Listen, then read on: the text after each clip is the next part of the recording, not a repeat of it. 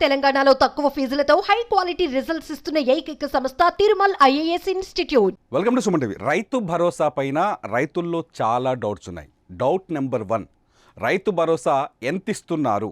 గత ప్రభుత్వం 10,000 ఇచ్చింది, ఈ ప్రభుత్వం 12,000 అంటుంది. మరి అప్పుడు ఎలక్షన్లేమో 15,000 అని చెప్పారు. ఇంతకీ ఎంత ఇస్తున్నారు? ప్రశ్న నెంబర్ 1. రెండోది వచ్చేసి సాగు చేసే భూములకు మాత్రమే రైతు భరోసా ఇస్తాం, సాగు చేయని భూములకు ఇవ్వము అంటున్నారు. మరి సాగు చేసే భూముల్ని ఎలా గుర్తిస్తారు?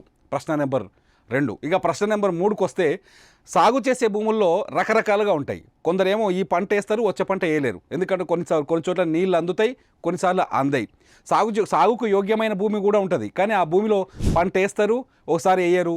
ఓసారి ఎకరం పడుతుంది, ఒకసారి అర్ధ ఎకరం పడుతుంది, ఒకసారి 2 ఎకరాలు పడుతుంది, ఒకసారి 3 ఎకరాలు పడుతుంది. మరి ఈ భూముల పరిస్థితి దీన్ని ఎట్లా కొలుస్తారు? మూడోది వచ్చేసి చిలకల పంటలు ఉంటాయి. చిలకలు అంటే కందులు, సజ్జలు, జొన్నలు, ఆముదాలు, పత్తి ఇట్లాంటివి వేస్తారు తెలంగాణలో. మరి ఈ పంటల పరిస్థితి ఏంది? వీటికి కూడా రైతు భరోసా వస్తుందా రాదా? ఎందుకంటే ప్రభుత్వం మొన్న ఏదైతే నిర్ణయం తీసుకుందో అందులో ఒక్క మాటలో సింగిల్ మాటలో చెప్పింది ఏంటంటే సాగు చేసే భూములకు మాత్రమే రైతు భరోసా ఇస్తాం, సాగు చేయని భూములకి వేయము అన్నారు. ఈ కేటగిరీని ఎలా చేస్తారు? ఇటువంటి ప్రశ్నలు రైతుల్లో చాలా ఉన్నాయి. వాళ్ళందరికీ కొంత నాకు తెలిసినంత వరకు క్లారిటీ ఇచ్చే ప్రయత్నం చేస్తాను. ప్రభుత్వం నుంచి వచ్చిన లేటెస్ట్ సమాచారం ప్రకారం చాలా స్పష్టంగా ప్రభుత్వం ఈ నెల 20వ తేదీ నుంచి 26వ తేదీ వరకు ఈ నెల 20వ తేదీ వరకు ప్రభుత్వం తెలంగాణలోని గ్రామ సభలు, ప్రతి గ్రామంలో గ్రామ సభ నిర్వహించాలనే నిర్ణయం తీసుకుంది. ఈ గ్రామ సభలు ఎందుకంటే సాగు చేసే భూముల లెక్క తేల్చడం కోసం. చాలా స్పష్టంగా ఈ గ్రామ సభలో ఏం చెప్తారు? సాగు చేస్తున్న భూముల లెక్కల్ని తేలుస్తారు. దీనికి అగ్రికల్చర్ అధికారులు మీ ఊర్లోకి వచ్చే అవకాశం ఉంది, చూసుకోండి. మీ భూములు ఎంత సాగు అవుతున్నాయో వివరణ ఇవ్వండి. అయితే సాగు చేసే భూముల్లో మరి గతంలో పంట వేసే, ఈసారి పంట లేకపోయి దాని కథ ఏంది అనే ప్రశ్న చాలామందికి ఉండొచ్చు. గుర్తుపెట్టుకోండి, సాగు చేసే భూములు ఎలా కొలుస్తారంటే, ఇప్పుడు నీకు ఒక 10 ఎకరాల భూమి ఉందనుకోండి. 10 ఎకరాల భూమిలో నీకు 10 ఎకరాలు ఉంటే 10 ఎకరాలలో నీకు 5 ఎకరాలే వాడుతుంది. 5 ఎకరాలు పంట వస్తుంది, మిగతా 10 ఎకరాలకు నీళ్ళు లేవు. ప్రతి ఏడాది నువ్వు మొత్తం నీకు 10 ఎకరాల భూమి ఉన్న రాళ్ళు, రప్పలు, గైరాన్లు, శలకలు అన్నీ ఓంగా కేవలం 5 ఎకరాలు పంట పండిస్తాం అనుకోండి. ఆ 5 ఎకరాల్లో ఈ పంటకి 2 ఎకరాలే వాడుతుంది. 2 ఎకరాలు వాడుతుంది అనుకోండి. అప్పుడు ఏం జరుగుతుంది?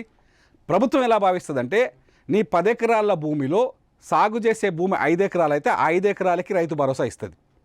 మిగతా 2 ఎకరాలు ఉంటుంది కదా, మిగతా 5 ఎకరాలు ఉంటుందిగా, అది సాగుకు యోగ్యంగా లేదు అనుకోండి. ఆ యోగ్యంగా లేని భూములకి రైతు భరోసా ఇవ్వదు. అంటే గుట్టలు కావచ్చు, రాళ్ళు కావచ్చు, బోలు కావచ్చు, బండలు కావచ్చు, వైశాల్యంలో వీటిని భూమి కిందనే చూపిస్తాం మనం. కాబట్టి సాగుకు యోగ్యం లేని భూములకి రైతు భరోసా ఇవ్వదు. చాలా క్లియర్గా గుర్తుపెట్టుకోండి. 10 ఎకరాలలో 5 ఎకరాలు సాగుకు యోగ్యంగా ఉంటే ఆ భూమికి రైతు భరోసా ఇస్తారు. సాగుకు యోగ్యంగా లేకపోతే ఆ భూమికి రైతు భరోసా ఇవ్వరు. ఇక రెండో ప్రశ్నకు వస్తే, ఈ పంట 2 ఎకరాలు వాడింది, వచ్చే పంట 5 ఎకరాలు వాడుతుంది. అయినా పర్లేదు, నీకు సాగుకు యోగ్యమైన భూమి 5 ఎకరాలు ఉంది కాబట్టి ఎన్ని ఎకరాల్లో పంట వేసినా మిగతా దాంట్లో పంట వేయకపోయినా ఆ భూమికి పూర్తి స్థాయిలో రైతు భరోసా అందిస్తారు. రైతు భరోసా ఖచ్చితంగా అందిస్తారు. ఇక రైతు భరోసా అందించని భూములు కొన్ని ఉన్నాయి. రైతు భరోసా దీంట్లో టెన్షనే లేదు. ఇకపోతే గుర్తుపెట్టుకోండి, గైరాన్లు, రాళ్ళు, బోళ్ళు, మన ఊళ్ళలో నాలాల్ని కన్వర్ట్ చేసుకున్నాక భూమికి నాలా కన్వర్షన్ చేస్తాగా, నాలా కన్వర్షన్ అయిన భూములు, రోడ్లు సర్వే నెంబర్లో ఉండి రోడ్లు ఉన్న భూములు, ఇటువంటి భూములకి రైతు భరోసా వెయ్యరు.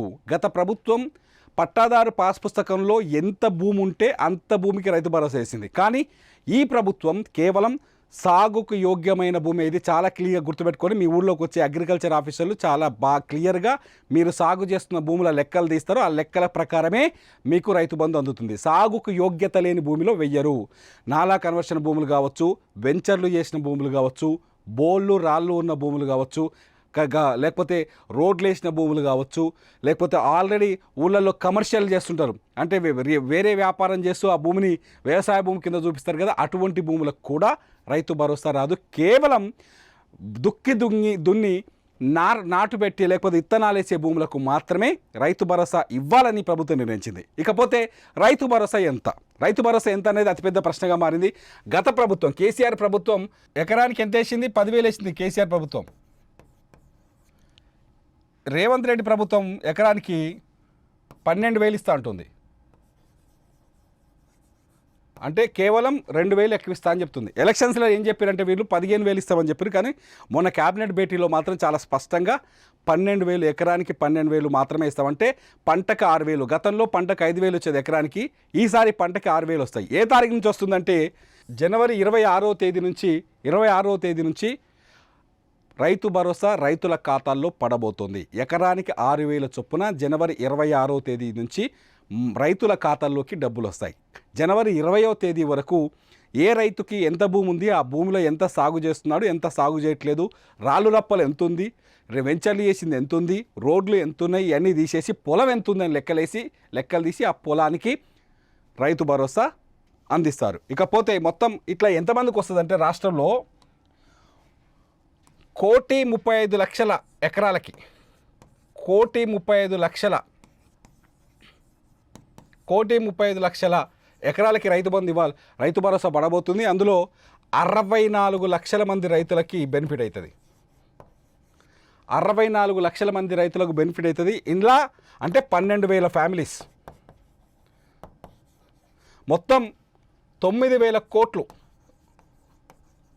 కోట్లు కేటాయించింది ప్రభుత్వం. 9,000 కోట్ల రూపాయలని ఈ నెల 26వ తేదీన వరుసగా రైతుల ఖాతాల్లో జమ చేయాలని ప్రభుత్వం నిర్ణయించుకుంది. గతంలో రైతు బంధు ఏదైతే రుణమాఫీ ఉండేదో ఆగస్టు 15వ తేదీన రుణమాఫీని మొదలుపెట్టింది ప్రభుత్వం. ఆగస్టు 15వ తేదీ నాటికి రుణమాఫీ చేస్తామని చెప్పింది. ఆగస్టు 15వ తేదీ నాటికి రుణమాఫీ చేసుకుంటూ వచ్చింది. ఈసారి జనవరి 26 నుంచి రైతు భరోసా వేస్తామని చెప్పింది. రైతు భరోసాను వస్తేందుకు ప్రభుత్వం రెడీ అయింది. ఎకరానికి 12,000 సాగు చేసే భూములకు మాత్రమే వస్తుంది. ఈ పంట 2 ఎకరాల వారి వచ్చే పంటకు 3 ఎకరాలు పడావు పడ్డా వచ్చే పంట మళ్ళీ నువ్వు 5 ఎకరాలు నాటు పెడతావు కాబట్టి పడావు ఉన్న భూమి కూడా అంటే పంటకు యోగ్యమైన భూమికి కూడా నీకు రైతు భరోసా అందుతుంది. ఇలా టెన్షన్ పడాల్సిన పని లేదు. రైతు భరోసాతో పాటు ఈసారి రేవంత్ రెడ్డి ప్రభుత్వం ఇంకొక గొప్ప వరం ఇచ్చింది రైతులకు, పేదలకు. ఏంటంటే ఇందిరమ్మ ఆత్మీయ భరోసా. ఈ ఇందిరమ్మ ఆత్మీయ భరోసా కింద సంవత్సరానికి 12,000 రూపాయలని రైతు కూలీలు, ఉపాధి హామీ కూలీలకు అందించబోతోంది. ఎవరైతే ఉపాధి హామీ కూలీలు ఉంటారో గ్రామీణ ప్రాంతాల్లో వాళ్ళకి ఏడాదికి 12,000 రూపాయలని అందించబోతుంది. గతంలో రేవంత్ రెడ్డి ప్రచారం చేసేటప్పుడు కొన్ని ఊళ్ళల్లో కూలీలు వాళ్ళకి భూములు లేవు, తినడానికి కూలీ దొరుకుతా కానీ ఫుడ్ లేదు, ఇట్లాంటి అనేక ఆవేదపూరితమైన కథనాలు ఆయన కళ్ళకు కనిపించడంతో అప్పుడే రేవంత్ రెడ్డి హామీ ఇచ్చారు. రైతు కూలీలు కానీ ఉపాధి హామీ కూలీలు ఎవరైతే ఉన్నారో వాళ్ళకి ఎకరానికి సంవత్సరానికి 12,000 ఇవ్వబోతున్నారు. అంటే వాళ్ళకు కూడా రైతు భరోసాకి ఈక్వల్గానే డబ్బులు రాబోతున్నాయి. మనకి ఎకరం భూమికి ఎంత వస్తాయో ఒక్కో రైతు కూలికి 12,000 రూపాయల ఇందిరమ్మ ఆత్మీయ భరోసా అందుతుంది రైతు కూలీలకి. వీళ్ళు ఈ రైతు కూలీల కోసం దాదాపు 700 కోట్లను కేటాయించింది. 700 కోట్లను కేటాయించింది. జనవరి 6వ తేదీ నుంచి తెలంగాణలో రైతులకి మరో పండగ స్టార్ట్ కాబోతుంది. నిజంగానే రైతు భరోసా పైన రేవంత్ రెడ్డి ప్రభుత్వం సరైన నిర్ణయమే తీసుకుందా? రైతు భరోసా సాగు భూములకు ఇవ్వడమే కరెక్టా? కట్ ఆఫ్ లాంటివి ఏమీ లేకుండా సాగు చేసే ప్రతి ఎకరాకి రైతు భరోసా ఇవ్వడం న్యాయమైన పద్ధతేనా? రైతు కూలీలకి 12,000 సరిపోతాయా? మీ అభిప్రాయం ఏంటి? రైతు భరోసాపై రేవంత్ రెడ్డి ప్రభుత్వం తీసుకున్న నిర్ణయంపై మీ అభిప్రాయం ఏంటి? ఈ వీడియో కింద కామెంట్ చేయండి. ఖచ్చితంగా మీ కామెంట్స్ పైన మరో వీడియో చేస్తా. చూస్తూనే ఉండండి సుమన్ టీవీ.